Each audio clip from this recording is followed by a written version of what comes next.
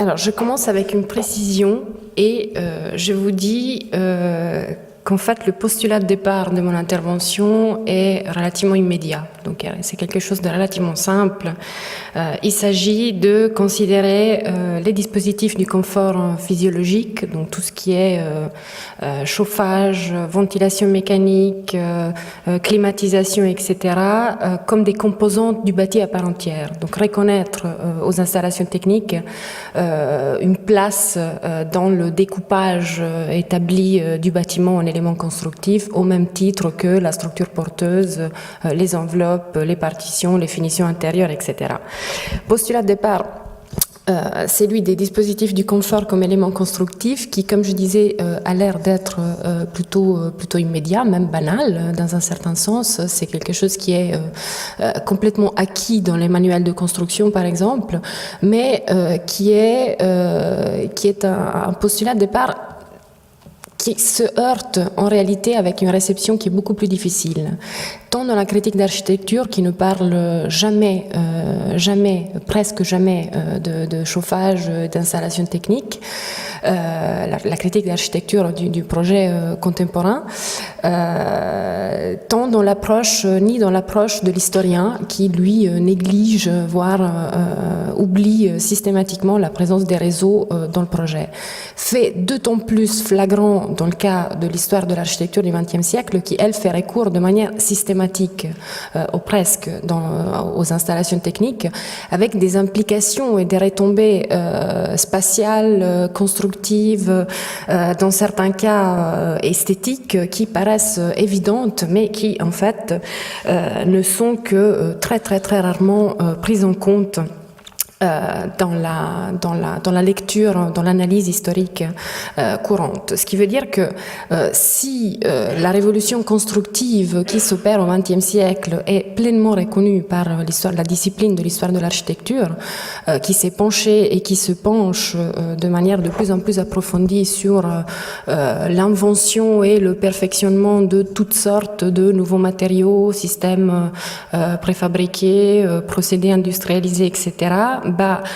les installations techniques qui font pleinement partie de cette révolution constructive du XXe siècle, le plus souvent sont un thème considéré comme de second plan, si ce n'est un thème complètement délaissé. Alors, bien sûr, quelques contributions célèbres et fondamentales ont marqué dans le second après-guerre la critique dans un premier temps et l'histoire de l'architecture ensuite. Contributions parmi lesquelles on ne peut ne pas citer James Marston Fitch qui nous a livré une interprétation extrêmement habile de l'architecture nord-américaine en soulignant à quel point, en relevant à quel point ce qu'il appelle les forces environnementales ont été une préoccupation majeure pour les projeteurs. Dans la même veine, un peu plus tard, Enzo Fratelli, l'italien Enzo Fratelli, qui lui aborde la question plutôt sous l'axe du design industriel, de la production industrialisée, disons au sens large, mais qui lui aussi saisit la place des dispositifs du confort dans le projet d'architecture. En passant par l'incontournable Rainer Banham, qui est une véritable référence en la matière, personnage foisonnant, qui va beaucoup plus loin de Marston Fitch et propose en fait une lecture critique de l'architecture absolument originale dans les années 60, très pertinente, une lecture technologique de l'architecture moderne,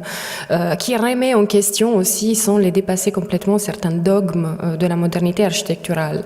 Et qui donne donc cette lecture technologique basée sur une distinction fondamentale entre deux tendances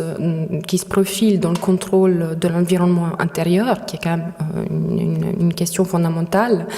qui est reconnue d'ailleurs comme une préoccupation majeure des architectes. Donc cette dichotomie entre les tendances constructives, par ce qu'il appelle des techniques régénératives, donc des techniques naturelles ou passives, si on veut, qui nous rapprochent au fond des techniques bioclimatiques qui sont aujourd'hui sur le devant de la scène, et puis les techniques énergétiques, la tendance énergétique par des techniques régénératives, ce qu'il appelle régénératives, qui par contre font recours à toutes sortes de dispositifs mécaniques, donc on est vraiment dans le monde des machines, et qui sont donc nécessairement des techniques artificielles et actives, dans le contrôle de nouveau de l'environnement intérieur. Donc Banham relève ce clivage qui se produit dans la production du 19e siècle déjà, mais surtout du 20e siècle, soulignant à quel point les réseaux prennent non seulement physiquement une certaine place dans le bâtiment, mais aussi une certaine autonomie. Réseaux face auxquels, il faut dire, les architectes sont le plus souvent plutôt désemparés déjà par leur propre formation, et je le dis d'architecte, comme architecte, déjà par une formation qui reste malgré tout assez généraliste, assez lacunaire. Donc il y a une relation très conflictuelle entre les architectes et les installations techniques, ce qui est probablement l'une des raisons qui explique cette absence dans l'histoire de l'architecture du thème des dispositifs du confort. Architectes qui les intègrent quand même par la force des choses. Parfois, on verra quelques exemples de manière extrêmement intelligente. Dans d'autres cas, les installations sont subies d'une certaine manière, comme si c'était tout simplement l'affaire de l'ingénieur, intégrée à la fin du processus de projet. En tout cas, les réseaux existent. On en parle rarement dans la revue d'architecture, mais elle existe. Elle occupe d'ailleurs une certaine place dans le bâtiment. Donc, lecture brillantissime, celle de Banham. Au moment de la parution de son ouvrage L'architecture de l'espace bien tempéré en 69, sa lecture était loin d'être partagée. Pour la petite histoire, il se fait liquider, il se fait traiter de, je cite, gardien des frigidaires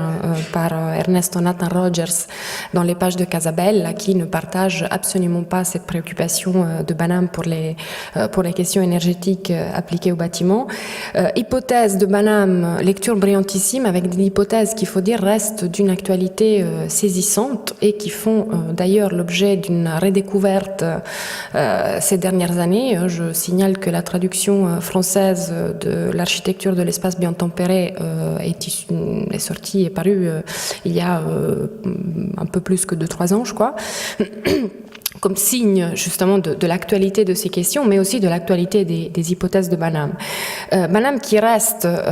quand même dans un contexte où les réseaux sont paradoxalement encombrants, mais on cherche à les rendre invisibles dans le projet d'architecture. Banham qui reste quand même un cas relativement isolé dans un contexte qui voit primer, disons, une approche historico-critique encore fortement tributaire de l'histoire de l'art, si je peux dire les choses de cette manière, où les réseaux sont traités non pas comme des éléments structurants au sens propre du terme, mais plutôt comme des éléments rapportés. Les rapprochant d'ailleurs souvent de l'univers des arts ménagers avec une posture qui au fond est plutôt proche de celle de la sociologie des objets, qui inclut les dispositifs de chauffage, ventilation mécanique, etc. Tout simplement dans la multitude d'accessoires de la maison moderne qu'on veut équiper confortable, ce qui bien entendu est pas faux, est pas complètement faux, mais donne comme notamment dans le second après-guerre, au moment où le confort devient vraiment considéré comme un véritable standard. Donc c'est pas faux, mais c'est donner quand même une lecture qui est pour le moins réductrice de la question des forces énergétiques dans le bâtiment. Ici, par exemple, le cas de la cuisinière de chauffage central qui a équipé nombre de foyers français jusqu'aux années 60 même, qui est un dispositif qui se situe un peu à mi-parcours entre l'objet art ménager, enfin l'appareil de la maison et un vrai dispositif de chauffage semi-centralisé. C'est donc une cuisinière qui permet de faire de la cuisine, mais aussi de produire de l'eau chaude, mais aussi de chauffer plusieurs pièces simultanément simplement avec une ébauche de réseau rapporté au bâti, mais qui a quand même déjà une connotation de réseau. Cuisinière de chauffage central qui fait partie justement de cette lecture liée à la sociologie des objets qui considère le dispositif comme tout simplement un appareil rapporté qui n'a rien à voir avec la construction matérielle du projet d'architecture. Même dérive, je dirais, dans la réception des dispositifs du confort, qui est celle du côté du design, qui est tout aussi légitime. Ici, vous avez quelques dispositifs de chauffage divisés, signés par Raymond Loewy plutôt que Joe Colombo. Donc, c'est une question qui s'est posée dans l'histoire du chauffage, mais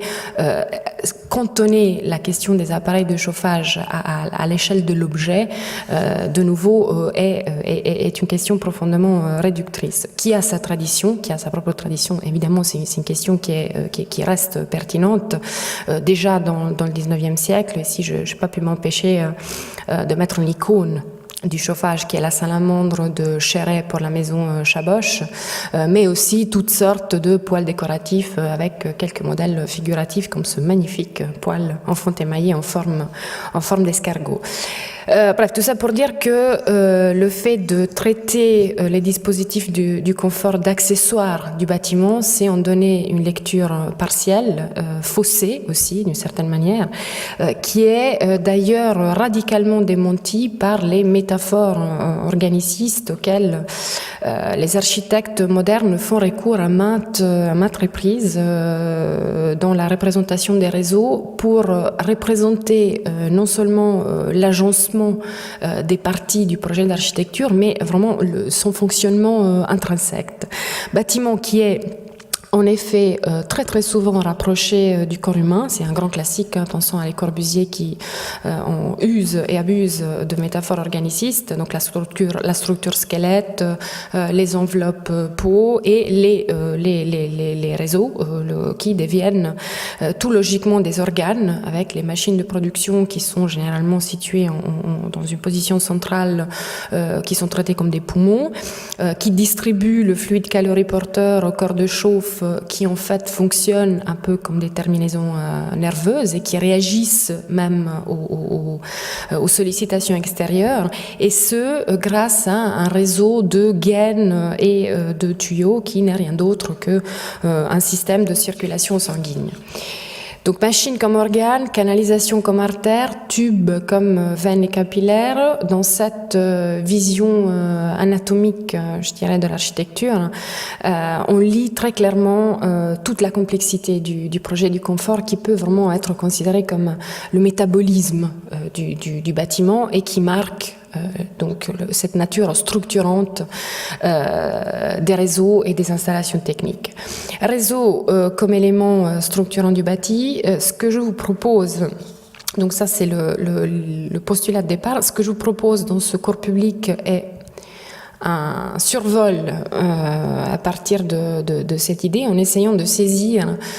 quelle a été tout au long du XXe siècle la place du projet du confort dans le projet d'architecture. Avec une lecture qui se veut plutôt ouverte et transversale à partir de la notion de confort physiologique, mais aussi en tenant compte de sa matérialisation. Dynamique dans laquelle on retrouve les grands paradigmes de la modernité architecturale, une spatialité ouverte, la flexibilité, la légèreté, qui est un thème absolument capital dans la construction du XXe siècle et qui est absolument indissociable de la question de la transparence qui, on verra, a un rôle fondamental aussi dans la gestion du confort intérieur de l'architecture du XXe siècle. Donc vous allez retrouver un peu ces grands thèmes dans le découpage de cette communication. Tout cela se fait avec une synergie parfaite qui devient dans pas mal de cas une véritable synchronisation entre les dispositifs actifs, donc les machines qui produisent du chaud, du froid, qui règlent l'hygrométrie, etc., et les dispositifs passifs, donc la matérialité du bâtiment, notamment, ça va sans dire, hein, au niveau de la matérialisation des enveloppes. Synchronisation qui régit d'une certaine manière la conception matérielle, avec un jeu d'aller-retour en continu entre la définition précise et minutieuse des composants du bâti et le réglage des machines, qui se fait justement de manière à compenser certaines carences du bâti, ou alors apporter un plus supplémentaire dans la gestion du projet du confort, pour obtenir justement une ambiance confortable qui soit propice au séjour, aux activités humaines dans l'intérieur, qui est quand même le fin ultime non seulement du projet du confort, mais bien entendu de celui d'architecture. Donc spatialité ouverte, flexibilité, légèreté, grand thème de la modernité architecturale, qui, comme je disais, correspondent au découpage de secours public, qui va se terminer plutôt avec un clin d'œil à l'actualité, où on va retrouver un certain nombre de thèmes annoncés par Madame Roederer en relation à la question quoi faire aujourd'hui de ces bâtiments qui avaient quand même une présence très importante de dispositifs actifs qui sont considérés aujourd'hui comme des dispositifs excessivement énergivores. Donc, le paradigme, je commence par le paradigme de l'espace libre et l'impératif de la transparence. Les deux aspects sont bien entendu intimement liés et sont aussi une clé de lecture absolument fondamentale dans l'évolution des dispositifs du confort. C'est vraiment un véritable fil rouge dans l'évolution des systèmes de chauffage au conditionnement de l'air, y compris dans le cas de dispositifs qui restent, je dirais, plutôt classiques, qui sont liés au système de chauffage central, comme c'est le cas des radiateurs, avec lesquels l'architecte entretient un rapport qu'il faut dire est plutôt conflictuel. On cherche à se débarrasser des corps d'échauffe comme si c'était des corps étrangers dans le projet d'architecture, ce qui pousse les architectes à expérimenter les solutions les plus disparates d'intégration des radiateurs, du radiateur qui de manière très classique est caché derrière des grilles cache-radiateurs, justement, comme c'est le cas de ces très beaux cache-radiateurs de Mallet Stevens, ou alors ce magnifique cache-radiateur en verre de la salle tchèque du Palais des Nations. C'était un don à l'époque de la République tchèque, qui voulait mettre en avant son travail, son expertise dans le travail du verre, et qui donc donne aussi ces magnifiques cache-radiateurs. Donc radiateur dissimulé, ou alors radiateur qui est clairement détourné en véritable dispositif spatial, placé donc au milieu d'une pièce de manière à contribuer à définir parcours, espace, diriger les flux, ou tout simplement, comme le fait Terragne à Côme, définir tout simplement la paroi de la salle de classe de cette très belle école maternelle. Radiateur qui, bien entendu, évolue sans arrêt, avec un suivi de l'industrie très important. Le but, en gros, est augmenter le rendement pour diminuer le volume, pour diminuer l'encombrement de ces corps de chauffe, pour répondre justement à cette envie des architectes, avec des modèles en fonte fleurie de la fin du 19e siècle à ceux en acier épuré et hygiénique de l'entre-deux-guerres, jusqu'à la panoplie de types de radiateurs qu'on trouve sur le marché des années 60, courbés, plats, d'angles, de plus en plus fins, y compris des radiateurs en aluminium qui donc ont un rendement accru. Radiateur qui se transforme aussi en partition, en mobilier, qui se glisse aussi à des endroits qui sont franchement improbables, comme c'est le cas de cette baignoire chauffante dans l'ensemble de Miremont-le-Crêt à Genève, qui est en fait pourvue d'une plaque chauffante sur la face extérieure, qui est censée non seulement rendre confortable, chauffer la salle de bain, mais aussi maintenir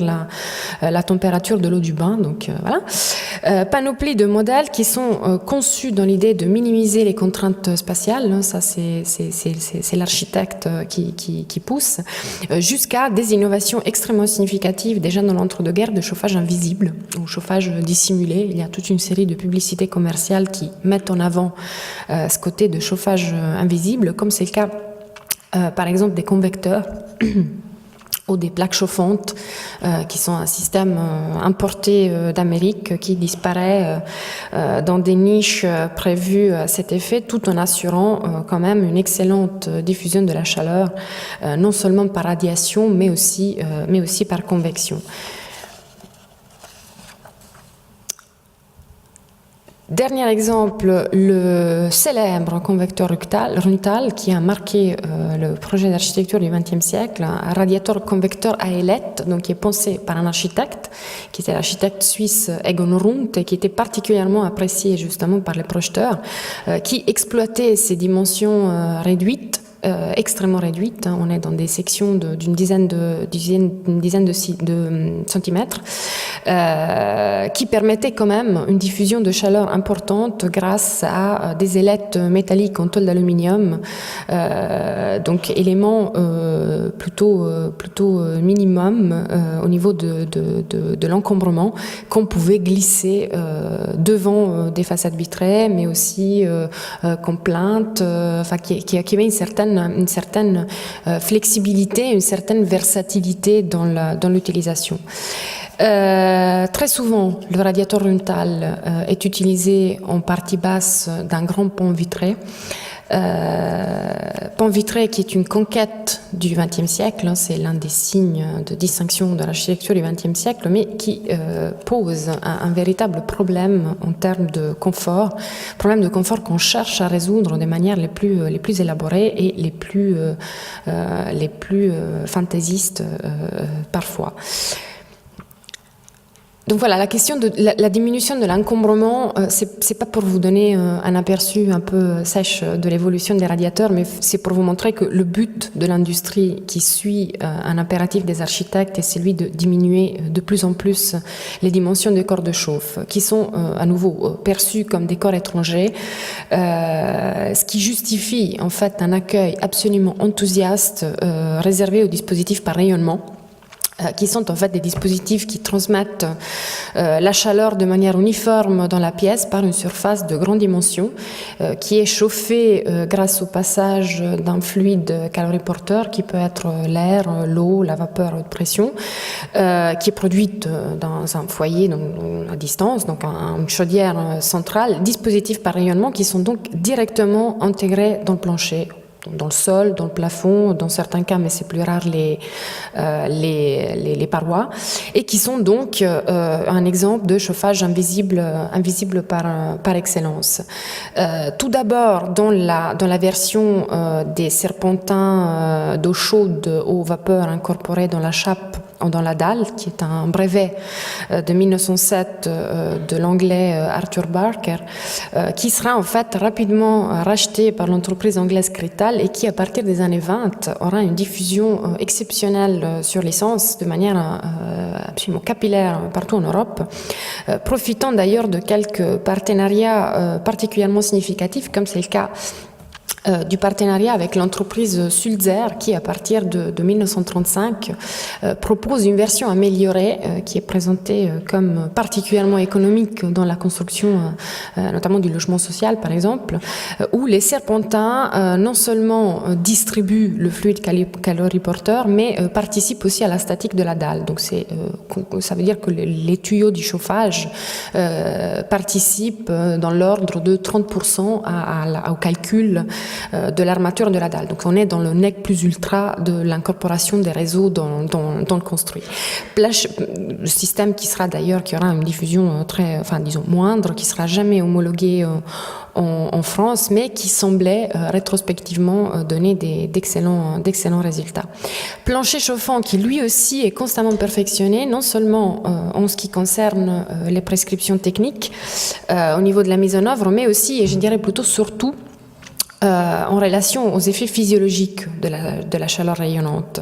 Un aspect qui, avec l'encombrement et le rendement des dispositifs du chauffage, est, je dirais, le troisième grand paramètre qui joue un rôle fondamental dans l'évolution du chauffage. Ici, entre autres, quelques tests physiologiques de la réponse au corps humain aux sollicitations de la chaleur rayonnante, notamment au niveau des pieds, parce que le système le plus répandu était quand même au sol,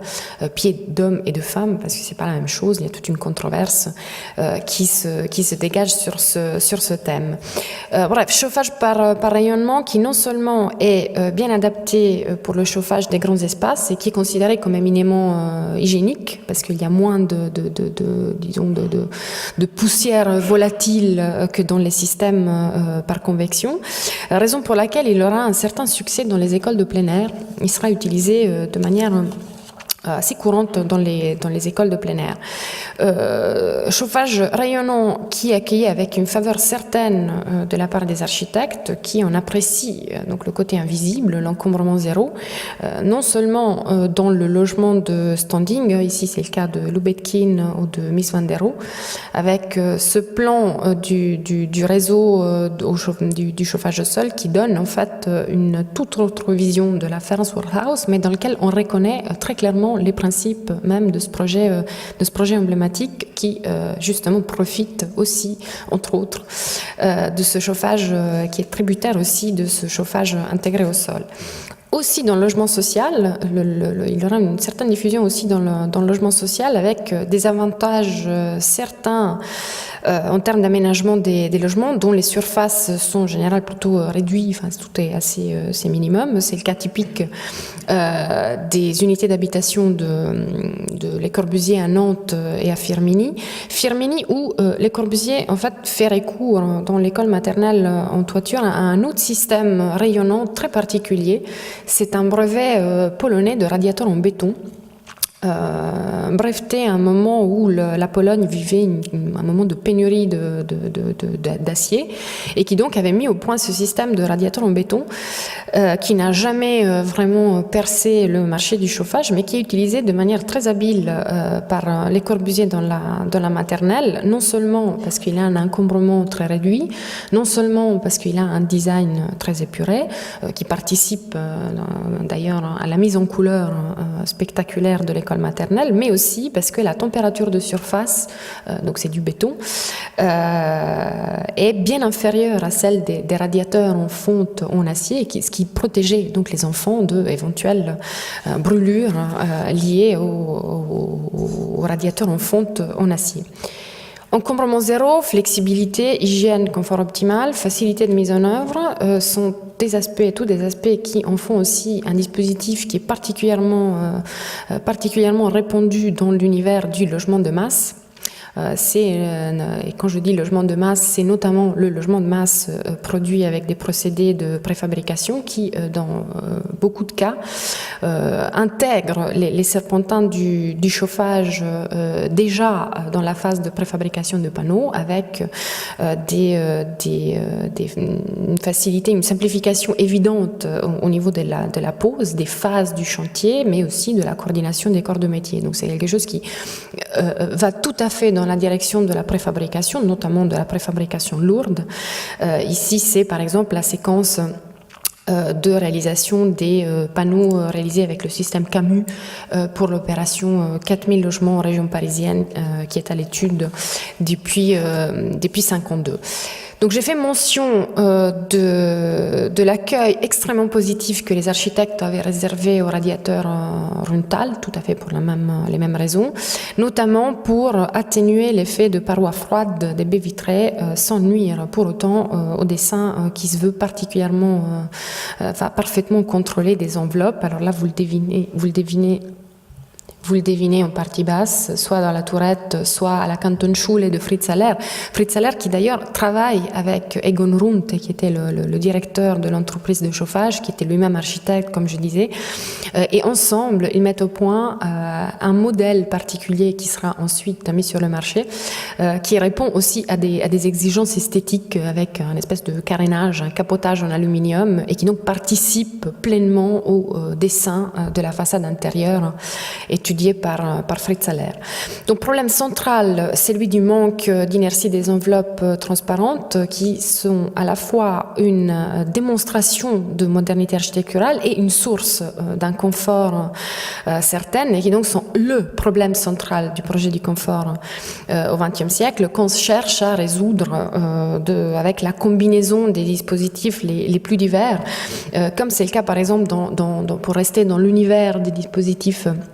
rayonnant. Dans la version légère de ceci, version légère qui comporte toujours des serpentins dans lesquels circule essentiellement de l'eau chaude, mais qui ne sont pas intégrés dans la masse de la dalle ou de la chape, mais qui sont plutôt rapportés. Donc le but, c'est de chauffer l'interstice qui se crée entre la dalle et la surface de diffusion qui généralement est métallique, et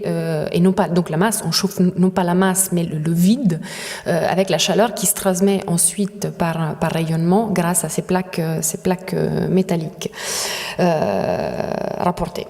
Ce qui veut dire que le système, en fait, n'étant pas incorporé dans une masse, comme c'est la masse de la dalle en béton, par exemple, peut réagir de manière beaucoup plus rapide aux variations de la température extérieure par rapport, par exemple, au système incorporé. Ce qui permet de compenser, non pas de manière optimale, mais d'aider à compenser les fluctuations de température qui viennent, en fait, du grand développement des surfaces vitrées. Dans cette panoplie de produits et de modèles qui se développent dans le second après-guerre, c'est un système qui se développe essentiellement dans le second après-guerre. Il y a un système qui aura une fortune critique même, particulièrement positive, et c'est le plafond Frenger, mis au point par un ingénieur norvégien, Karl Frenger, justement à la fin des années 40, qui aura une diffusion exceptionnelle non seulement en Europe mais aussi aux États-Unis, ce qui est plutôt rare. En général, le transfert technologique se fait plutôt dans l'autre sens. Système Frenger qui, et c'est l'aspect qui m'intéresse de relever, est aussi un exemple emblématique de dispositif multitâche. Donc, pensé pour assumer plusieurs fonctions en même temps qui vont du chauffage, du rafraîchissement éventuellement, de l'isolation acoustique, l'éclairage. Donc, selon un principe qui est celui de la concentration des réseaux en un seul élément constructif industrialisé qui est absolument fondamental dans la production du XXe siècle, au même titre par exemple que le plancher préfabriqué qui intègre le réseau électrique, ou alors certaines bouches d'aération polyvalentes qui font en même temps l'éclairage. J'aurais pas le temps de développer ce thème, mais ce qui m'intéresse de relever, c'est que dans le cas du plafond Frenger, c'est surtout la volonté de contraster la sensation d'inconfort qui vient des parois vitrées et plus en général de la construction légère qui caractérise le XXe siècle. Le cas de la tour Lopez à Paris était un cas absolument emblématique. Là, on est dans la démonstration totale de légèreté avec cette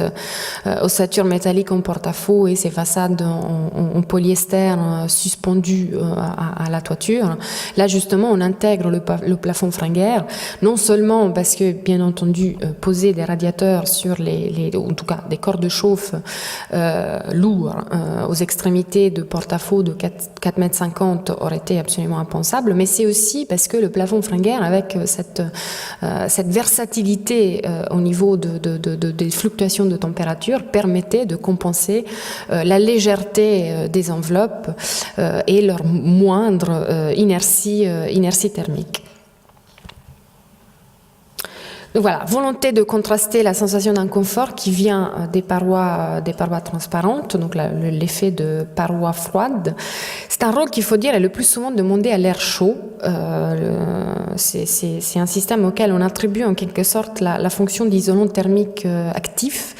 Il n'est pas uniquement question, comme c'est le cas de la maison isotherme, d'utiliser un vide d'air pour augmenter l'isolation, mais le cas de la maison isotherme est particulièrement parlant, et c'est ces deux parois légères en fait qui enveloppent littéralement l'ossature métallique, auquel justement par ce vide d'air on prête une performance thermique accrue. Alors dans le cas présent, il n'est pas question uniquement du vide d'air, mais c'est de l'air qui est chauffé mécaniquement. Donc c'est un rôle tout à fait actif dans le contrôle du confort, soit dans les parois opaques, c'est le cas par exemple du brevet de Duiker pour le cinéma Cinéac Amsterdam, qui a en fait une double paroi en béton dans laquelle est pulsé de l'air chaud qui est censé diffuser la chaleur par rayonnement à l'intérieur de la salle de manière aussi uniforme, donc avec les bienfaits qu'on prêtait à la diffusion de la chaleur uniforme à cette époque. Un système qui, au fond, est très proche d'une véritable référence pour les architectes modernes, qui est l'hypocaustum romain, en fait, qui fonctionne un peu de la même manière, avec un foyer qui produit des fumées chaudes qui sont distribuées dans les parois ou dans les sols sous forme de vapeur chaude. C'est une véritable référence qui apparaît systématiquement dans les publications consacrées au chauffage au XXe siècle, aussi pour donner un peu un titre de noblesse au thème du chauffage qui, une fois de plus, était relégué un peu dans les questions techniques malgré lui. Je parlais d'eau chaude, d'air chaud comme isolant thermique actif. Alors cela, évidemment, concerne aussi les enveloppes vitrées par des systèmes de rideaux d'air pulsé au droit des façades pour en augmenter la performance, ou plutôt pour compenser la performance moindre, comme c'est le cas du système très astucieux mis au point par Jean Prouvé à la Maison du Peuple de Clichy, où l'air chaud est pulsé entre les verres extérieurs, les verres armés extérieurs, et une feuille de rhodoïde, donc un matériau plastique emprunté à l'industrie cinématographique, donc une lame d'air chaud qui, dans un cas comme celui-ci, peut réellement être considéré comme un matériau de construction, donc qui participe pleinement en fait à la gestion du projet du confort dans l'architecture. L'air chaud comme isolant thermique actif, qui dans les cas les plus explicites n'est donc pas simplement un support climatique, mais acquiert une autonomie totale jusqu'à se substituer dans certains cas complètement aux enveloppes. C'est le cas par exemple de l'école de plein air de Suresnes, où on retrouve un chauffage rayonnant au sol, justement pour ce côté hygiénique, chauffage rayonnant à vapeur à haute pression qui est intégré au sol et qui en fait est combiné à un rideau d'air chaud en façade, c'est les petites bouches que vous voyez en périphérie, de manière à permettre d'ouvrir complètement cette belle façade en accordéon pour que les enfants puissent profiter de l'air pur, mais gardant quand même un certain confort intérieur qui est assuré uniquement par cette lame d'air qui assume le rôle d'enveloppe extérieure. Donc en quelque sorte, c'est ce que je vous disais, il s'agit vraiment d'un élément constructif de plein droit. À une autre échelle, Les Corbusier et André Volkensky à l'unité d'habitation de Marseille utilisent un peu le même système, avec là du chauffage à air. Donc l'unité d'habitation de Marseille est pourvue d'un chauffage à air qui était un dispositif qui était retenu aussi pour le combiner à la ventilation mécanique du fait de l'épaisseur considérable du volume. Air chaud qui est pulsé au droit de la façade, qui là aussi est une façade complètement transparente qu'on cherche à ouvrir complètement. Air chaud qui est pulsé au droit de la façade, auquel on adjoint un deuxième dispositif qui est en fait un petit dispositif de chauffage individuel électrique qu'on peut brancher Là, vous avez la prise. On peut tout simplement brancher, ça fonctionne avec une résistance dans la gaine qui transmet la chaleur par rayonnement, à déclencher en cas de chute rapide de la température due au vent du Mistral qui, à Marseille, fait effectivement est très rapide et comporte des fluctuations de la température assez importantes. Tout cela pour dire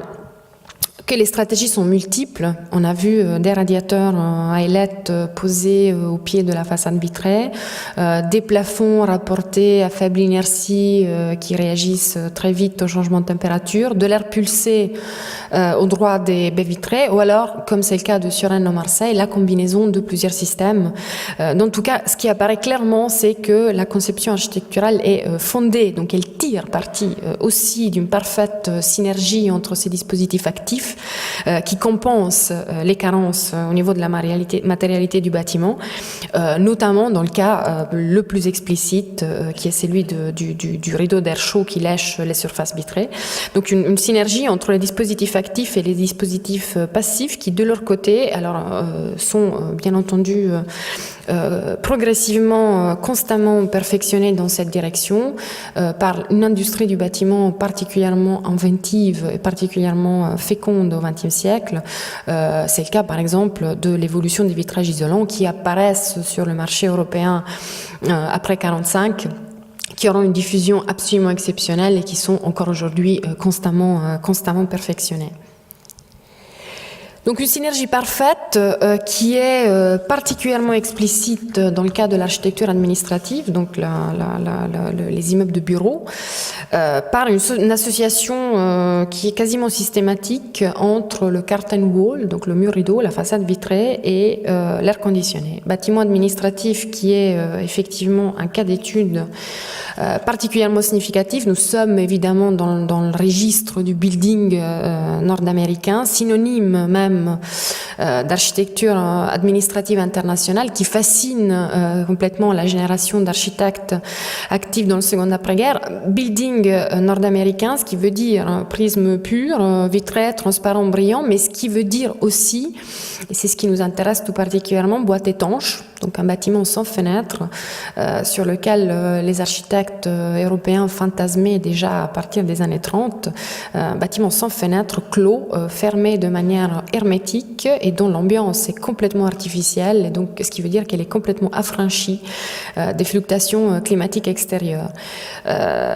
Ambiance qui est minutieusement maîtrisée par contre en termes de confort grâce notamment aux dispositifs d'air conditionné qui sont censés régler non seulement la température mais aussi l'hygrométrie, la pureté, le mouvement d'air, tous les paramètres qui déterminent la sensation de confort. Environnement complètement contrôlé, un impératif majeur qui est combiné généralement à celui de la flexibilité des grands plateaux, l'agencement flexible des plateaux, qui est un autre grand thème de l'architecture tertiaire du second après-guerre et qui justement pour cette raison pose des problèmes d'intégration des réseaux inédits qui obligent les architectes à aller chercher les solutions les plus inventives. Donc la question est fondamentalement comment concilier la distribution de réseaux qui sont extrêmement complexes, qui sont encombrants aussi, qui ont des sections souvent importantes, notamment dans les systèmes d'air conditionné à air, avec une trame très stricte qui est celle du bureau flexible, un plateau complètement dégagé pour pouvoir ensuite combiner les bureaux de la manière la plus flexible possible. Alors la question se pose à plusieurs niveaux. Déjà au niveau des machines de production primaire, où intégrer les machines de production primaire. Et en fait, on reconnaît clairement la place des installations de conditionnement de l'air dans l'architecture tertiaire du second après-guerre, tant en couronnement par généralement un étage ajuré qui est une marque de fabrique de cette architecture qui à partir du Leverhaus en passant par les bâtiments de Mies van der Rohe a marqué une génération d'architectes avec cet étage qui aide aussi à définir la volumétrie du bâtiment, mais aussi avec ces marques intermédiaires qui ne correspondent rien d'autre en fait qu'aux étages technique avec les centrales de distribution, soit en parapluie depuis le haut, soit en chandelle depuis le bas. En plus du problème de loger la machinerie, c'est aussi la distribution au corps de conditionnement qui pose un problème architectural fondamental, résolu une fois de plus par les stratégies d'incorporation qui sont les plus diverses, indépendamment des différents types d'installations, avec les grandes familles, la distribution à eau, la distribution à air, et puis les systèmes mixtes OR. Donc les fluides s'introduisent dans les entrailles du bâtiment. Dans le cas de ce bâtiment administratif à Bâle, elle se glisse, les réseaux se glissent dans les plis qui sont créés par les réformes périphériques de ce bâtiment organisé en aile de moulin. Porteurs périphériques qui sont légèrement désaxés justement pour pouvoir abriter les gaines de distribution primaire et de l'air conditionné. Gaines qui sont logées en façade, dans beaucoup de cas, comme c'est le cas du gratte-ciel Tsurpalm et à Zurich, où l'air est repris à l'endroit des bandes opaques qui s'alternent aux façades rideaux, ou alors est clairement est pulsé dans la partie centrale. Ou alors les réseaux sont clairement expulsés aux angles du bâtiment, avec les marques iconiques qu'on connaît dans l'architecture internationale de cette époque. Même variété de solutions pour la distribution horizontale. SOM, par exemple, loge les gaines diffuseurs dans les caissons structurels du plafond, ce qui crée un effet plastiquement très réussi, surtout parce qu'il est combiné au système d'éclairage, qui donc une concentration, on retrouve le thème de la concentration des réseaux, qui devient à plein titre une occasion d'expression architecturale avec des fois des résultats extrêmement plastiques. Saarinen, lui, intègre les gaines dans la structure en treillis avec une option constructive qui est celle de la nappe énergétique qui était particulièrement répandue et qui était considérée comme particulièrement favorable, non seulement au niveau de la flexibilité des plateaux qui restent donc complètement libres, mais aussi au niveau de la flexibilité des installations, permettant donc des branchements multiples et extrêmement versatiles. Stratégie qu'on retrouve dans la version béton d'ailleurs dans l'immeuble de Yale de Louis Kahn. Dans le Leverhaus, donc icône même de l'architecture administrative internationale, qui aura une réception très importante et probablement cet étage ajouré en couronnement, on le doit au Leverhaus. Réception impressionnante. Le Leverhaus a des gaines qui sont en fait juxtaposées au plancher par une nappe horizontale qui elle est dissimulée par un faux plafond équipé. Donc le fameux composant multitâche qui fait de plus office de éclairage, isolation acoustique, etc. Faux plafond équipé dans le Leverhaus. Au contraire, dans le siège new-yorkais de l'ONU, les réseaux sont littéralement incorporés dans l'épaisseur de la dalle pour alimenter les petits convecteurs qui sont placés en allège, dont la dimension se veut extrêmement réduite, justement pour ne pas nuire à la lecture d'une façade qu'on veut extrêmement lisse, mais surtout transparente. Donc que les réseaux soient incorporés dans les éléments du gros œuvre, qu'ils soient dissimulés et reportés dans les composants du second œuvre, c'est vrai qu'ils prennent une place qui est une place très importante dans les interstices que le projeteur leur a réservé en amont. Donc il y a une gestion de la question des réseaux qui est absolument capitale, avec quelques exemples particulièrement réussis. C'est le cas de la Tour Nobel par exemple, où les réseaux sont logés en façade, alternés à la structure porteuse périphérique. Donc Jean Prouvé compose vraiment avec la conception structurelle, les principes de distribution intérieure et le type d'installation, avec des implications qui sont aussi des implications esthétiques. Donc les réseaux dans ce cas sont reculés vers l'intérieur du bâtiment pour garder la planéité de cette façade vitrée, mais qui peuvent être aussi dans le cadre de cet immeuble de paye, comme une occasion vraiment d'expression architecturale, ici aussi dans le cas aussi de la polychromie,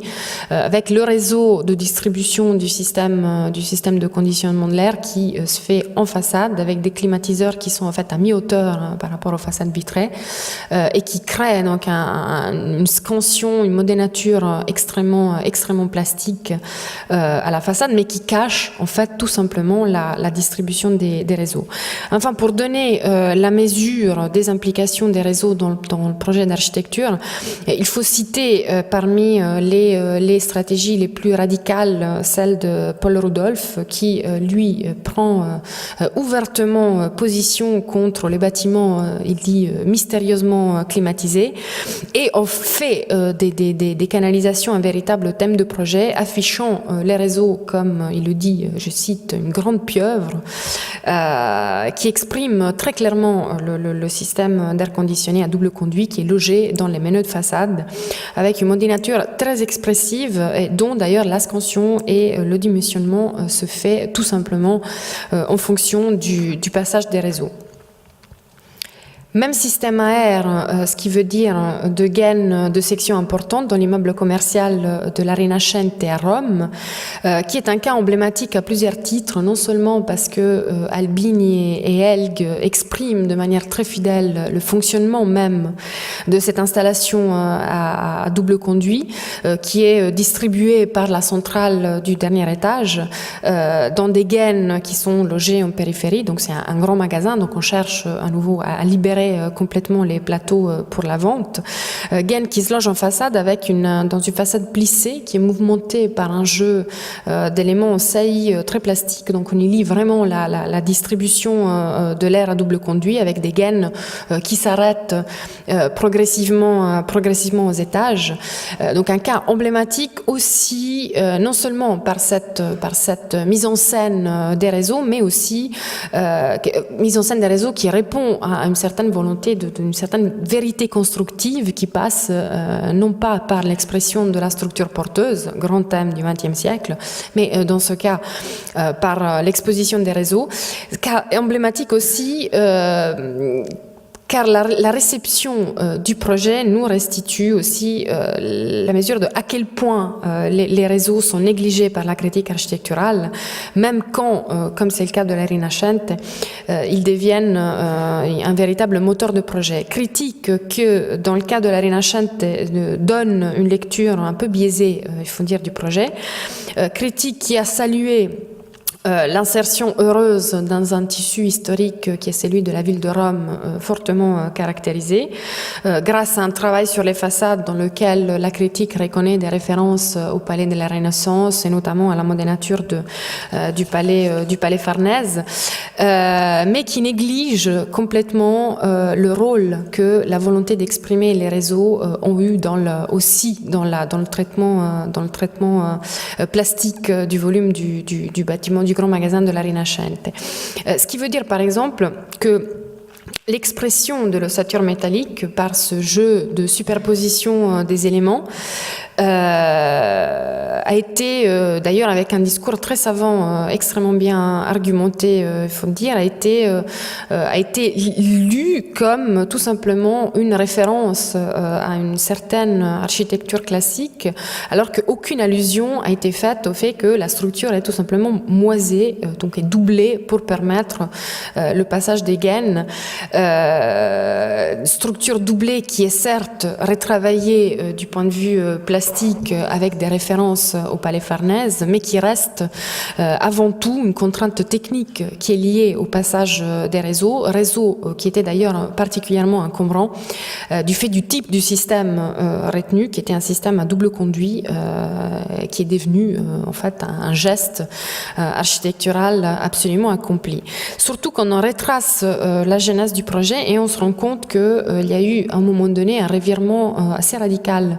dans la volonté du projet de Albin et Elg, qui, dans un premier temps, exprimait de manière très fidèle le schéma statique de la structure porteuse en acier. Donc on lisait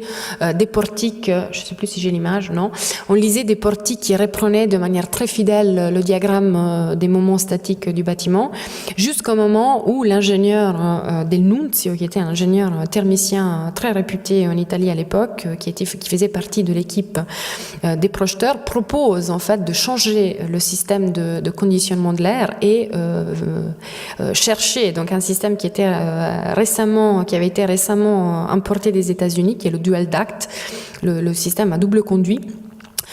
Qui semblait être particulièrement favorable pour les climats tempérés, qui permettait aussi de réagir à nouveau de manière extrêmement rapide aux fluctuations de la température intérieure, fait crucial dans un bâtiment qui accueille autant de public comme un grand magasin, non seulement par la présence de l'éclairage, mais aussi par les fluctuations du public. Système à double conduit qui en fait a une grande particularité, qui est celle de distribuer séparément l'air chaud et l'air froid. Donc déjà, c'est des gaines d'air, donc avec une section beaucoup plus importante, on les double, donc c'est l'eau, l'air chaud et l'air froid, qui sont mélangés à l'aide de cette boîte de mélange directement au moment de la distribution horizontale dans le faux plafond, ce qui veut dire que l'encombrement de gaines en façade est extrêmement important. Et c'est justement une contrainte technique qui a été exploitée par Albin et qui parle d'accidentalité technique et qui en tire parti pour en faire en fait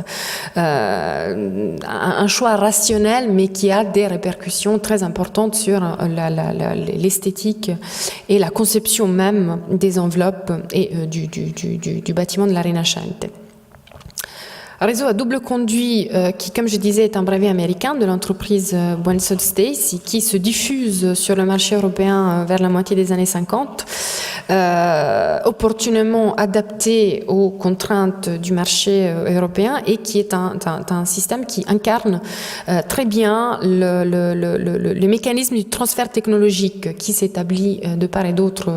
de l'Atlantique, avec un clivage qui sépare très clairement la production américaine, qui généralement délègue aux installations et uniquement aux installations le contrôle de l'ambiance intérieure, et une production européenne qui, elle, en revanche, cherche la synchronisation parfaite dont je vous parlais tout à l'heure, avec une étude beaucoup plus minutieuse des composants et du réglage des équipements, aussi en fonction de la nature matérielle, des caractéristiques matérielles des enveloppes. Question qui est très large. J'aurais pas le temps de rentrer vraiment dans le détail, mais il faut dire que, en dépit d'un certain nombre d'idées reçues sur une américanisation un peu aveugle de l'architecture tertiaire européenne, c'est vrai qu'un regard plus rapproché par le biais justement des enjeux du projet du confort nous restitue en fait des différences qui sont des différences substantielles, des approches respectives qui sont quand même très, très différentes. Alors, évidemment, en ce qui concerne au moins le conditionnement de l'air, les produits sont le plus souvent importés d'Amérique. C'est le cas, par exemple, des machines de Carrier qui sont diffusées sur le marché européen déjà à partir des années 30, qui sont diffusées sur licence de manière massive dans l'après-guerre, dans le second après-guerre, avec des techniciens formés par la maison mère qui travaillent en Europe avec les ingénieurs et les architectes. Donc, les machines restent quand même une véritable référence. Leur intégration dans le projet, en revanche, répond à une toute autre logique dans laquelle on retrouve une tradition constructive européenne qui est beaucoup plus subtile,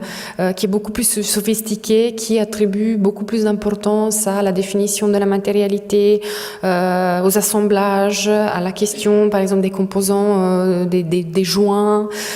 qui a en général une attention toute particulière à la mécanique de la façade, dont certaines carences sont effectivement compensées par les machines de production du chaud et du froid,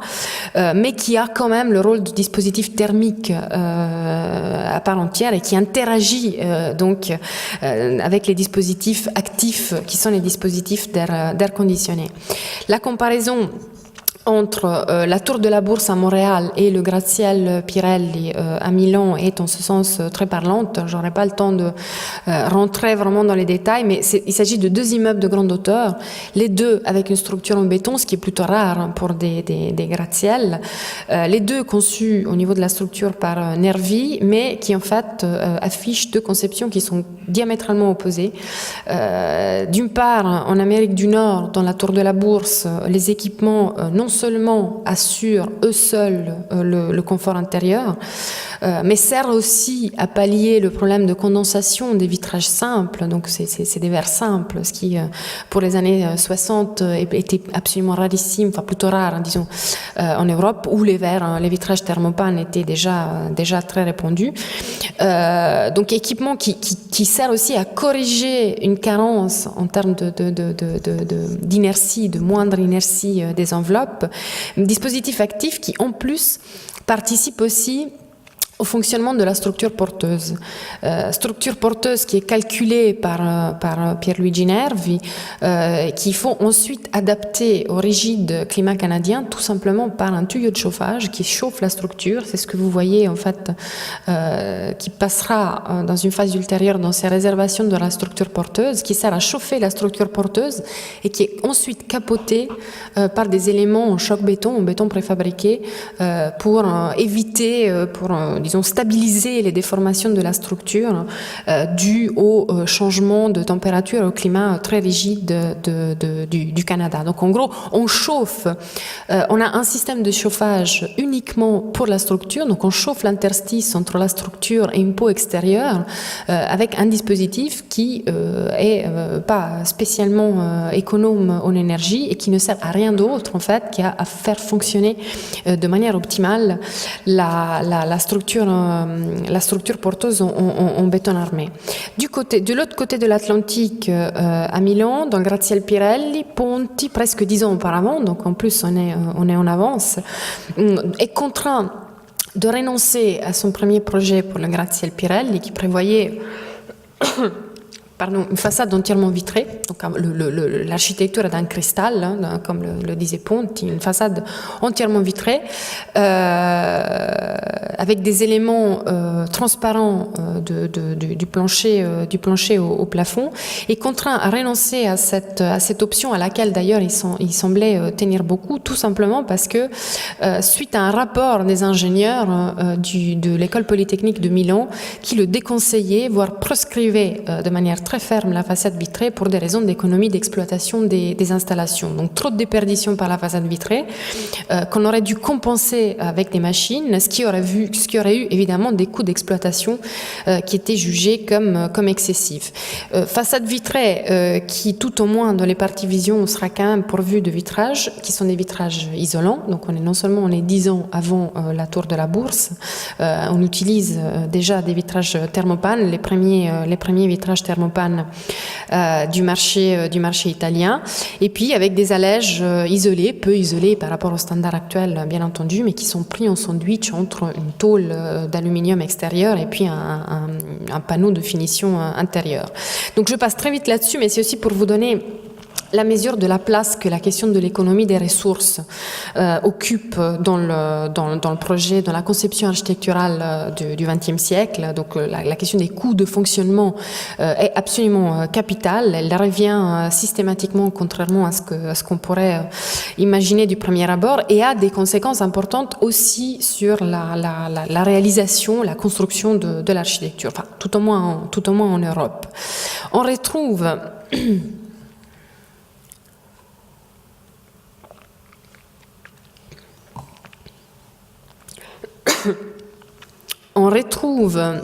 ce clivage, enfin, ces différences substantielles de part et d'autre de l'Atlantique dans la gestion du projet du confort, différences substantielles qui existent, que j'ai peut-être décrit de manière un peu simplifiée et volontairement caricaturale, mais qui existent quand même. On retrouve, je disais, ce clivage dans la définition même des caractéristiques de l'ambiance intérieure, dans l'idée même de confort, qu'il faut dire n'est absolument pas la même, ou en tout cas pas tout à fait la même. C'est vrai que les architectes européens sont littéralement fascinés par l'image du bureau américain avec une ambiance particulièrement parfaitement contrôlée, une ambiance feutrée, silencieuse, qui est censée d'ailleurs augmenter le rendement des employés ou pousser les clients à l'achat compulsif dans les grands magasins, donc avec toute une série de recherches sur les bienfaits psychologiques de l'air conditionné. L'ambiance, la question de l'ambiance et la question de la productivité vont de pair. Donc les architectes sont certes fascinés par cette ambiance artificielle, fondamentalement artificielle, mais sur la définition des paramètres du confort, parce que c'est une question qui se veut hautement scientifique sur le plan quantitatif et qualitatif. Alors là, les avis sont loin d'être partagés. Même Les Corbusier, qui était pourtant dans l'entre-deux-guerres l'initiateur de la respiration exacte, donc le summum du bâtiment étanche avec une ambiance artificielle, dans l'après-guerre, change un peu de son fusil d'épaule. Et dans une très belle lettre adressée à Jean-Jacques Duval lors d'un voyage en Amérique dans les années 50, donne une description craquante mais absolument impitoyable. Je le cite, « Il y a eu des changements aux États-Unis depuis 10 ans. Ça s'est précipité et ça n'est pas fini. Les Américains, gonflés d'orgueil, sans grande philosophie ni imagination, tout ce qu'ils font au point de vue de l'architecture, ils le ratent. À New York, sous la latitude de Naples, mais privés du Gulf Stream, ils sont passés de petites fenêtres de cottage au curtain wall, mur rideau, entre parenthèses. Ils lâchent artificiellement des pôles nord et des équateurs dans la turbulence de leur gratte-ciel et ils attrapent la sinusite. » Donc ça résume, à la manière de Corbu évidemment, mais de manière très efficace quand même, les critiques des ingénieurs et des architectes européens, critiques qui concernaient surtout les réactions physiologiques au conditionnement de l'air, surtout au niveau du mouvement de l'air des installations américaines qui étaient considérées comme excessif. De leur côté, les Américains, dans les revues techniques, se moquent systématiquement d'une obsession des Français pour les courants d'air. Donc la question est loin d'être résolue, mais c'est quand même un désaccord fondamental, c'est lui sur le mouvement d'air, comme c'est un désaccord fondamental c'est lui sur la nature constante de la température, qui est donc complètement affranchie, complètement indépendante des variations journalières et saisonnières, et qui serait censée, par certains médecins physiologistes, affaiblir les occupants du fait justement de cette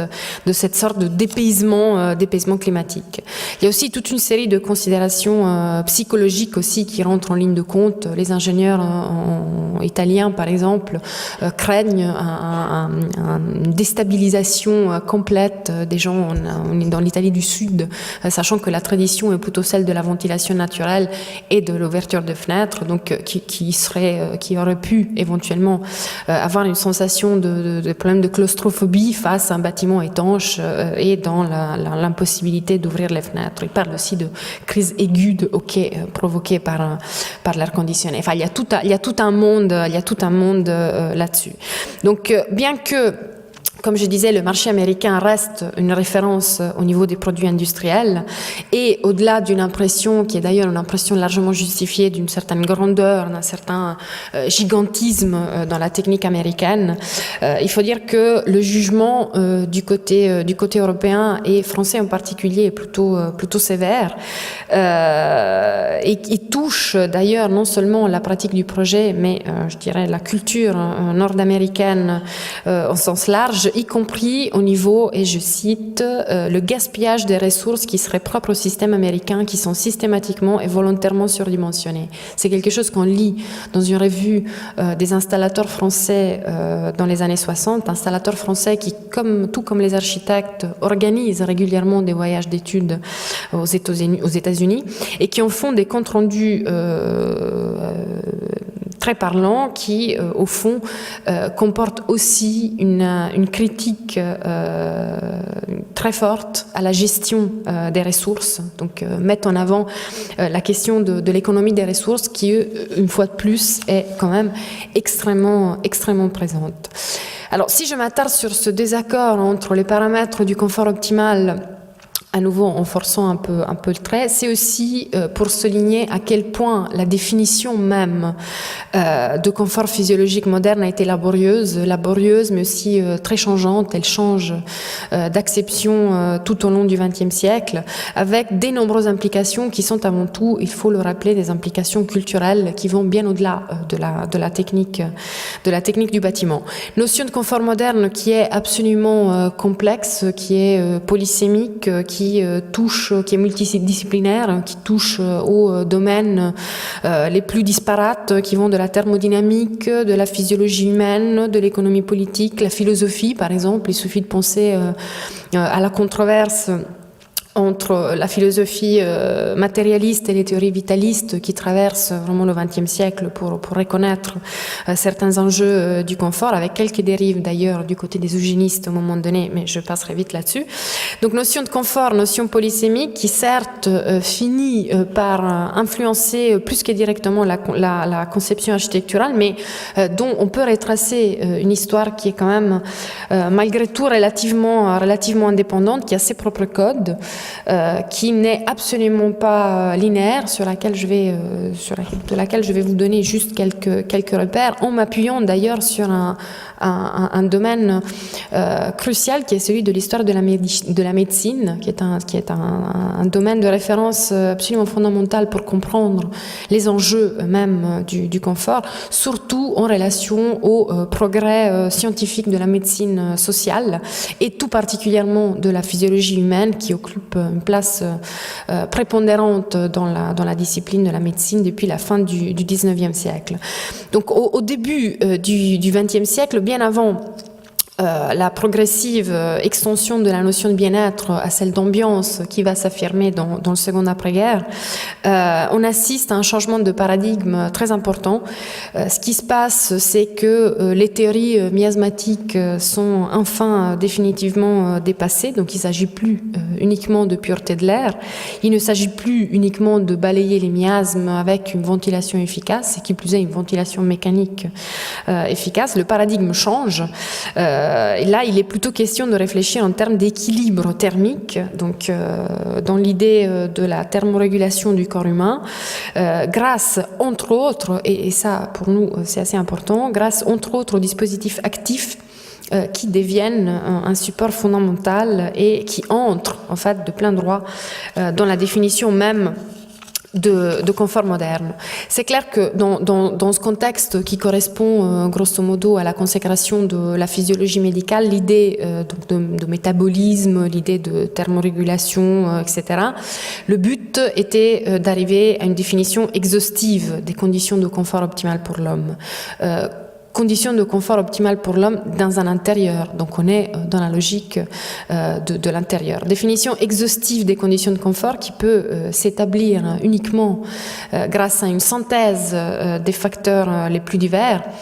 Facteurs qui sont essentiellement 4, le mouvement de l'air, la température, l'hygrométrie, mais aussi, crucial, la température de l'enceinte. Donc l'enceinte, à nouveau, on est dans l'enceinte construite. Donc ça veut dire que la sensation de confort doit être évaluée aussi par rapport à la réponse que le bâtiment, pour faire simple, donne à l'ambiance intérieure. On est vraiment dans la logique de l'intérieur, raison pour laquelle les installations techniques jouent un rôle capital dans la définition même de confort moderne, parce que là on est dans la définition du confort moderne qui est indissociable de celle de confort artificiel et qui de nouveau a un lien très direct avec la conception matérielle du bâtiment et sa réponse aux sollicitations thermiques. Donc mouvement de l'air, température, hygrométrie, température de l'enceinte, facteurs qui sont variablement combinés, et ça c'est un peu le nerf de la guerre. Donc quels facteurs il faut privilégier dans la définition scientifique du confort. Alors la définition scientifique du confort qui passe notamment dans la première partie du XXe siècle par la formulation des indices synthétiques les plus divers, qui sont débattus à l'échelle internationale sur fond d'un échange absolument débordant, d'un échange débordant et qui voit d'ailleurs s'affronter, et là je reprends un peu le clivage dont je vous parlais tout à l'heure, deux conceptions qui sont plutôt opposées, qui sont celle nord-américaine et celle européenne, qui correspondent de manière assez significative à des traditions en matière de chauffage de ces deux grandes zones d'influence culturelle qui sont très différentes. Donc, d'un côté, aux États-Unis, on est dans le chauffage à air, puis surtout dans l'air conditionné. Donc, on insiste dans la définition des paramètres du confort plutôt sur les propriétés psychrométriques de l'ambiance, donc le mélange gaz-vapeur, puis vapeur d'eau, donc hygrométrie, etc. Donc là, vous avez par exemple une représentation graphique de ce qu'on appelle l'échelle de la température effective qui a été élaborée fondamentale dans les laboratoires de l'Association des industriels du chauffage et de la ventilation. Donc en fait, les recherches sur la définition scientifique du confort viennent aux États-Unis d'un laboratoire scientifique qui est en fait financé et soutenu très activement par les industriels des installations. Du côté des États-Unis, donc c'est plutôt l'air, c'est plutôt l'hygrométrie et c'est plutôt l'air. De l'autre côté, en Europe, où la tradition du chauffage est plutôt celle des foyers ouverts. Hein. Pensons par exemple aux cheminées anglaises, donc plutôt des foyers ouverts qui fonctionnent essentiellement par radiation. Alors là, on fait plutôt pencher la balance du côté des effets du rayonnement comme c'est le cas par exemple de l'échelle de la température équivalente qui est pensée par Vernon et Bedford, qui étaient eux des chercheurs, non pas d'un laboratoire privé comme aux États-Unis, mais d'une entreprise, d'un organisme public qui était rien d'autre que l'école d'hygiène et médecine tropicale de Londres. Donc échelle de température équivalente qui néglige dans un premier temps l'humidité pour se concentrer plutôt sur les effets de radiation de la chaleur, comme c'est le cas aussi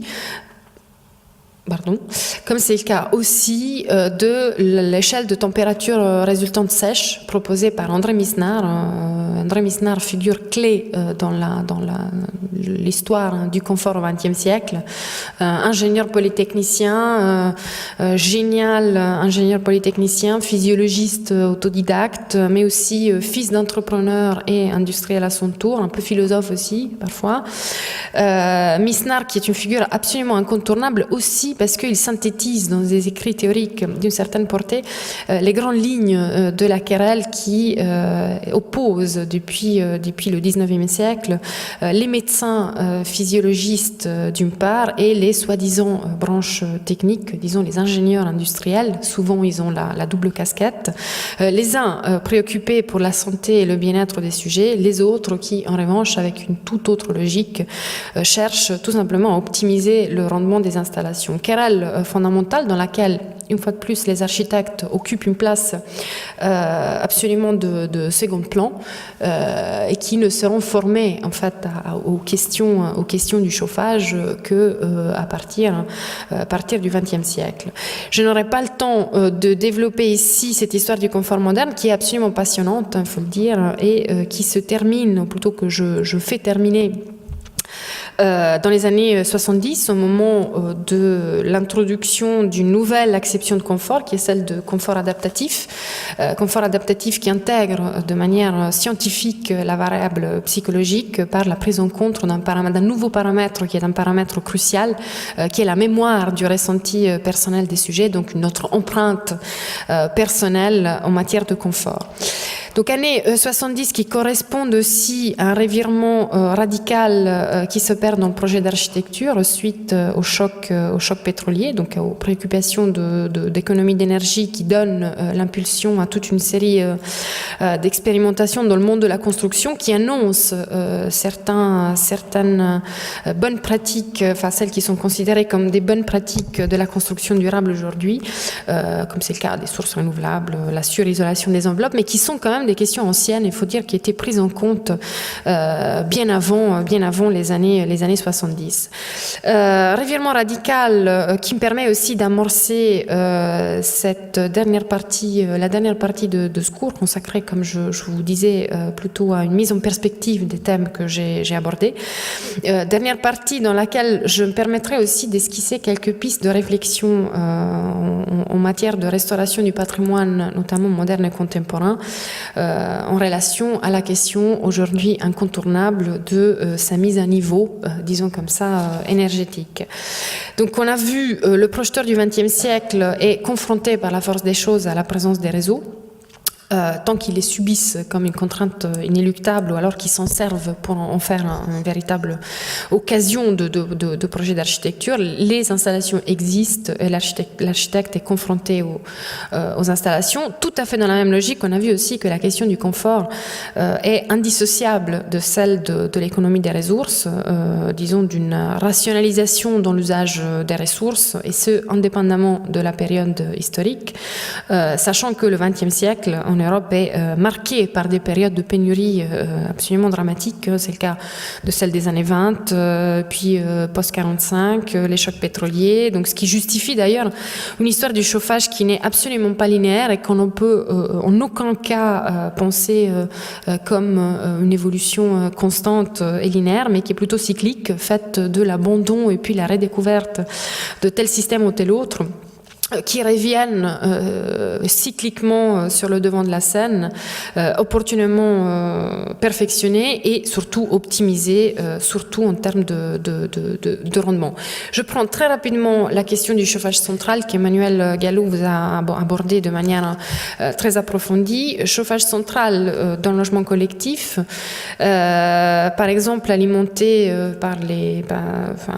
par les sources énergétiques les plus diverses, système relativement ancien, qui était donc une technique bien expérimentée dans l'entre-deux-guerres, bien qu'il restait réservé un logement d'un certain standing, pas tellement pour des raisons de coût de l'installation, mais à nouveau par un souci d'économie d'exploitation. Chauffage central domestique qui devient à un moment donné un synonyme même de modernité architecturale. Là, c'est le cas de l'immeuble Molitor de Le Corbusier et Pierre Jeanneret, où la plaquette de promotion met en avant justement les atouts de l'immeuble moderne qui est justement pourvu d'un chauffage central. Technique qui, comme je disais, est parfaitement au point dans l'entre-deux-guerres, qui vit une crise importante après 1945, juste avant sa vraie démocratisation qui n'interviendra en fait en France qu'au cours des années 60. Donc crise importante dans l'après-guerre, qui oblige, par exemple, les Corbusier qui habitent les 2 derniers niveaux de l'immeuble Molitor à recourir chez lui, immédiatement après la guerre, à redécouvrir, disons, un certain nombre d'appareils de chauffage divisés d'appoint, plutôt rudimentaires comme le poêle à bois qu'on voit branché dans la cheminée. La tenue vestimentaire aussi nous donne un indice sur les conditions de confort malgré le chauffage central. Donc, vieux modèle de poêle à bois, mais aussi chauffage individuel et électrique. Ce que vous voyez en arrière-plan du couple Les Corbusier est en fait un poêle électrique, donc une technique qui était particulièrement en vogue dans les années 20, avec un partisan d'exception qui était Auguste Perret, qui équipe par exemple l'immeuble de la rue Renoir de poêles à accumulation et de toutes sortes de dispositifs électriques comme le chauffe-eau qui se glisse dans l'armoire. Donc ça, c'est un poêle électrique qui se mimétise avec le mobilier. C'est l'une des caractéristiques marquantes des poêles électriques qu'on met en avant dans la presse technique. Donc chauffage électrique qui était très en vogue dans les années 20, mais qui sera en fait confiné dans le second après-guerre, enfin disons à partir des années 50 et 60 dans le chauffage d'appoint, avec là, de nouveau toutes sortes de machines, qui sera redécouvert après les chocs pétroliers des années 70 comme chauffage central au moment de la vague de confiance aveugle pour l'énergie nucléaire, pour être définitivement, en tout cas temporairement peut-être, proscrit dans les années 2000 pour des raisons écologiques. En Suisse, par exemple, le chauffage électrique est proscrit tout simplement interdit dans la plupart des cantons à partir de, je dirais, une petite dizaine d'années. Voilà, très rapidement pour vous donner une idée du côté cyclique du développement de l'optimisation des dispositifs du confort, l'idée d'optimiser le rendement des machines et minimiser les déperditions des enveloppes a guidé tout au long du XXe siècle tant la recherche industrielle, pensant au développement des isolants synthétiques, que la logique même du projet d'architecture. De son côté, le secteur des installations s'est conformé à cet enjeu majeur, non seulement par la mise au point de dispositifs complexes de réglage automatique, mais aussi de manière beaucoup plus fondamentale par l'introduction de systèmes réellement novateurs qui sont d'ailleurs mis en avant aujourd'hui comme les systèmes du XXIe siècle, comme c'est le cas de la pompe à chaleur ou par exemple du solaire thermique, mais qui en réalité sont des inventions bien plus anciennes qui existaient déjà largement dans l'entre-deux-guerres. C'est le cas aussi par exemple de la géothermie, etc. Donc tout ça pour dire que contrairement aux idées reçues sur une certaine insouciance des architectes modernes à l'égard de la question énergétique, l'économie est souvent prise en compte en amont, non pas pour des questions évidemment écologiques, mais pour des questions d'économie. Elle est prise en compte en amont, abordée, faut dire, certes, le plus souvent de manière un peu naïve, notamment du côté des architectes, parfois de manière très astucieuse, dans certains cas de manière clairement très très intelligente, voire très très radicale, mais il faut dire que la réduction des consommations, la progressive réduction des consommations fait tout de même clairement partie des impératifs du projet d'architecture du XXe siècle. Donc il y a un certain nombre d'idées reçues à démentir sur cet aspect. Alors, comme je disais, le short 20th century de l'architecture moderne s'arrête avec le premier choc pétrolier de 1973. Cette périodisation qui est amplement partagée est très significative, non seulement le changement de construction dont je parlais tout à l'heure, mais aussi une reconnaissance implicite de la centralité des questions énergétiques dans la production architecturale du XXe siècle. On vit aujourd'hui une nouvelle crise énergétique qui est déterminée non pas comme dans les années 70 par l'équilibre instable de la politique internationale, mais essentiellement pour des raisons socioculturelles, enfin une prise en compte légitime et absolument incontournable de la notion de durable.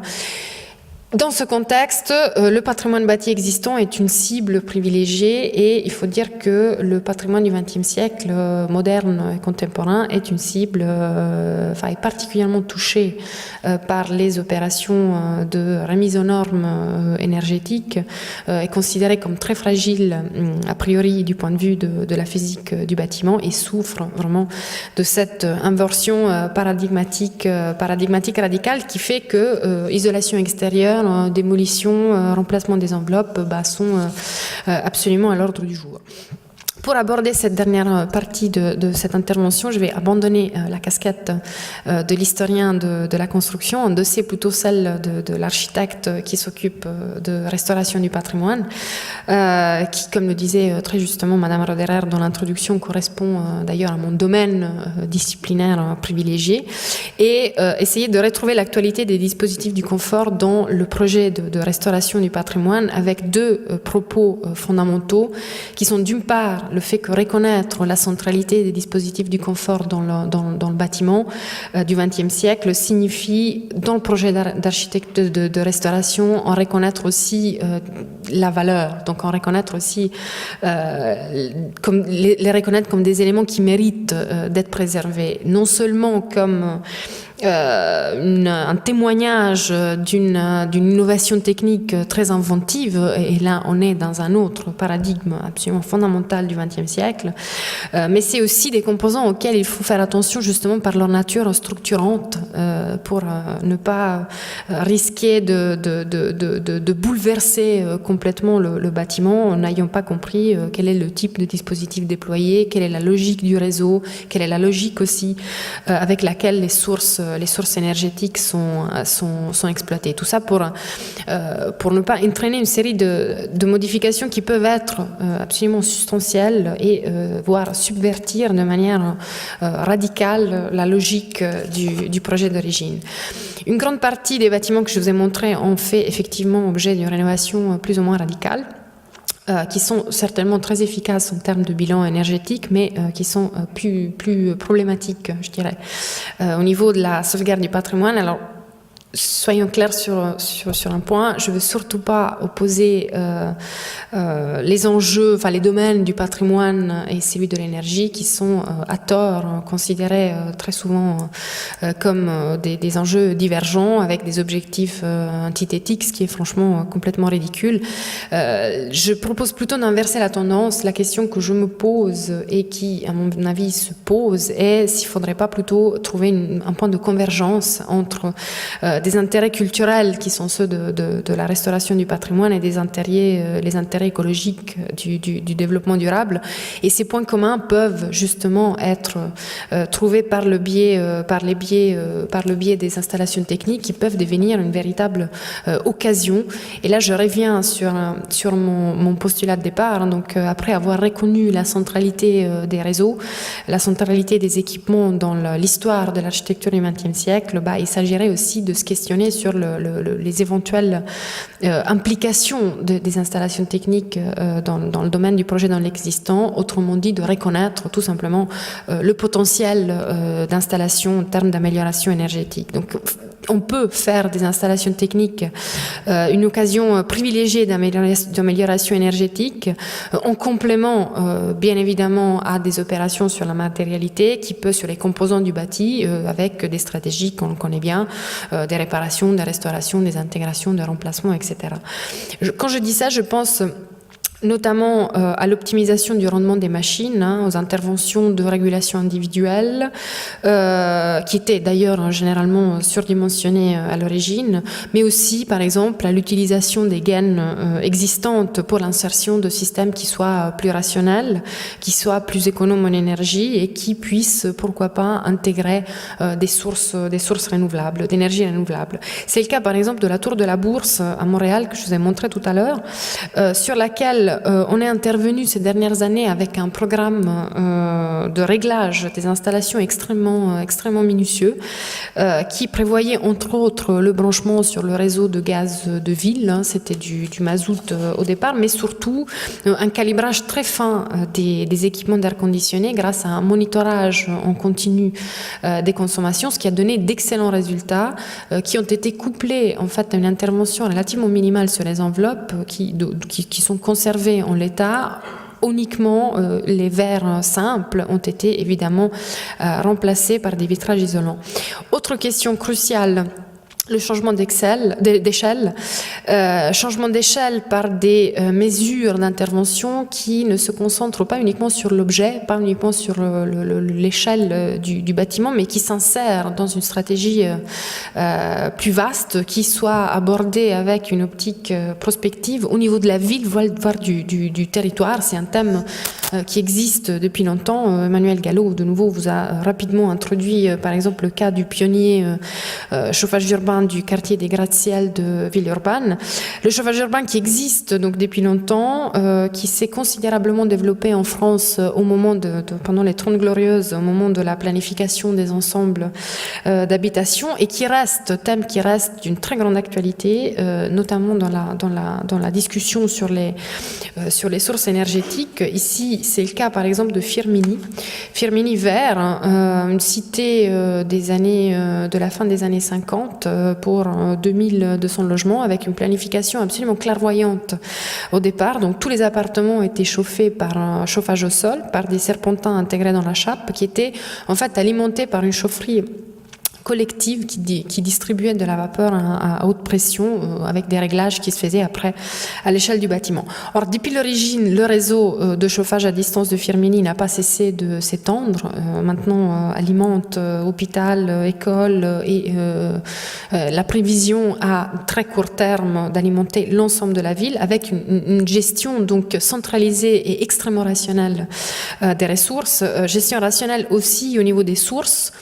Déjà à partir de la conversion de la chaufferie d'origine à charbon en 99 en centrale de cogénération et avec une nouvelle prévision de changement par le passage à la biomasse et au biogaz. Donc sur le branchement existant que, je rappelle, remonte en fait étendu, amélioré, optimisé au projet de Claudius Petit de 1959. Même logique à la Cité du Lignon, qui a été cité tout à l'heure, un ensemble de 10 000 habitants qui était équipé à l'origine d'une centrale à distance aussi, dans chauffage à distance, aussi dans l'idée, et ça les architectes le disent très clairement, de diminuer les nuisances qui sont liées à la pollution des cheminées à feu vif. Donc centrale de chauffage particulièrement novatrice pour l'époque, surtout quant à sa flexibilité, et c'est quelque chose qu'on retrouve aujourd'hui, quant à sa flexibilité dans l'utilisation simultanée des sources les plus diverses, notamment du gaz produit par craquage catalytique à partir d'essence, et donc non pas de houille, dans une usine à proximité, qui est en fait celle-ci. En attendant, il y avait quand même à nouveau ce regard prospectif, en attendant de pouvoir se brancher sur le réseau européen de distribution du gaz naturel qui s'est fait en Suisse au courant des années 70. Là aussi, avec une prévision de changement de la centrale à gaz naturel actuellement en cogénération, donc une centrale chaleur-force, avec un réseau qui n'arrête pas de s'étendre aussi, tout comme à Firmenich, qui n'alimente plus uniquement les 2700 logements de la Cité du Lignon, mais qui est étendu à plusieurs quartiers satellites, à l'aéroport, un centre d'exposition, donc un réseau très étendu qui se développe d'ailleurs en parallèle, qui est couplé de fait. Un réseau public qui, lui, est alimenté par l'usine de traitement des usines ménagères. Donc, voilà, il y a un projet vraiment à l'échelle territoriale qui mérite d'être mis en avant en ce sens comme non pas la solution du futur, mais l'une des solutions qui peuvent prolonger les réflexions des architectes des années 60 en respecter certains principes avec d'excellents résultats. Ce qui veut absolument pas dire qu'il ne faut pas intervenir sur l'isolation des bâtiments, mais c'est un complément à des interventions qui peuvent partir justement de la question des réseaux. À nouveau, un réseau à Genève qui est celui du GLN, le réseau Genève-Lac-Nation, qui lui puise l'énergie dans l'eau du lac Léman pour alimenter la zone internationale. Il y a toute une série de sièges des organisations internationales liées à l'ONU qui sont en général des très beaux bâtiments des années 50-70 et qui donc bénéficient de ces réseaux qui est en construction. Autre exemple, c'est celui du gratte-ciel Pirelli que je vous ai montré tout à l'heure, qui lui a été restauré et surtout qu'on a branché sur un water loop, donc l'eau, la source de chaleur et de froid est extraite directement de la nappe phréatique en exploitant un réseau de canaux souterrains, ce qui fait que les sources utilisées pour le conditionnement de l'air du gratte-ciel Pirelli sont en grande partie des sources renouvelables. Le gratte-ciel Pirelli, que ceci dit en passant, a été parfaitement restauré il y a une dizaine d'années. Donc la façade d'origine a été démontée, traitée contre la corrosion et puis remontée avec quelques petites mesures d'amélioration ponctuelle. À nouveau, par exemple, les remplacements des vitrages. Et ceci pour un coût inférieur à une façade neuve, donc en remplacement de la façade, et avec des résultats excellents en termes d'énergie par ces deux interventions couplées sur le le réseau, le water loop qui alimente la centrale thermique et la restauration de la façade. Voilà, juste quelques exemples pour vous montrer que c'est tout à fait faisable, que les résultats sont souvent encourageants en termes d'énergie, d'économie d'énergie fossile, en termes, tout comme sont tout aussi encourageants en termes de sauvegarde du patrimoine qui s'accompagnent en fait à des mesures d'amélioration thermique, mais dans le respect de la nature et surtout de la matière des bâtiments d'origine. Donc considérer le potentiel des installations techniques comme un complément aux opérations de rénovation est une solution viable. De nouveau, c'est certainement pas l'unique solution, mais c'est quand même une solution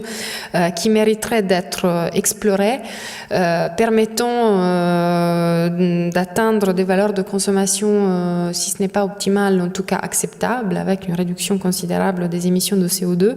mais tout en évitant aussi la dénaturation programmée du bâti à laquelle, il faut dire, nous assistons aujourd'hui, ce qui veut dire une transformation très radicale de nos villes, une transformation très radicale de notre cadre de vie sur laquelle il faudrait peut-être se questionner sans trop tarder. Et sur ça, je conclus. Merci.